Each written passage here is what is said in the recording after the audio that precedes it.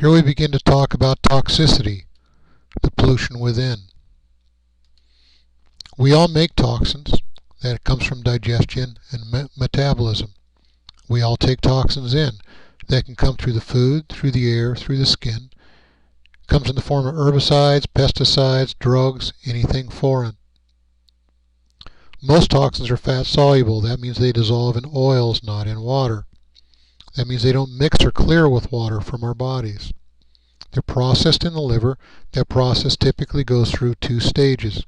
The first stage, they're changed into something that's more toxic. The second phase, something's added to that molecule and makes it excretable. It's a very nutrient-specific process. It requires a lot of energy and very specific nutrients. If those nutrients aren't supplied, we don't clear our toxins. That's why a lot of people who think they're doing a detox and just fast are really not doing anything other than not adding more toxins to their body. They're not clearing what's already there. If the second phase of the liver detoxification doesn't happen, we become more toxic. If the first phase is clogged, we can't excrete. Excretion typically happens through the bowels. Normal bowel habit should be 3 to 5 times a day with a minimum of 2, or through the kidneys.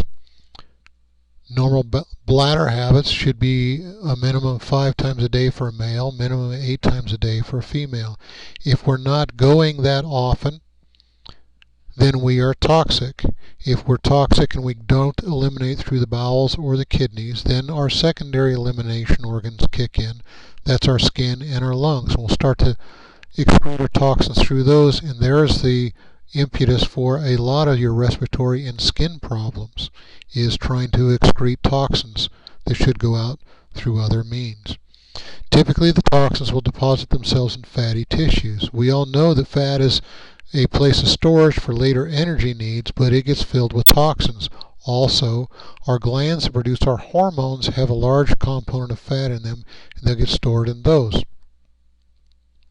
What happens when our cells become toxic? We have parts of our immune system, 2 different cells, macrophages and mast cells, that are resident within your tissues. They start the process of inflammation, calling in more white blood cells to help themselves. That's the immune response. The immune response typically has 2 different forms.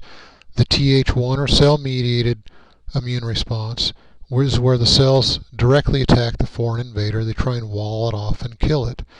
The Th2 is a humoral, or that which happens within the fluids. That's where the antibodies come. They attach themselves to the foreign invaders. They act as markers to let the rest of the white blood cells know what's foreign, and they call more immune cells with a process to kill and eliminate the foreign invader. But are we dealing with a foreign invader here?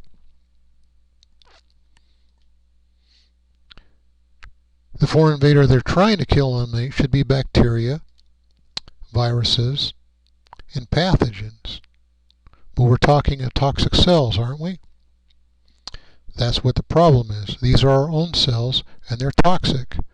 It's creating what's called an autoimmune response. And we call this disease. Research shows that this is the common pathway of all autoimmune process. Toxic cells, where the immune system is going to attack your toxic cells. The problem isn't disease, the problem is a problem of toxicity, and we need to learn how to clear ourselves of toxins.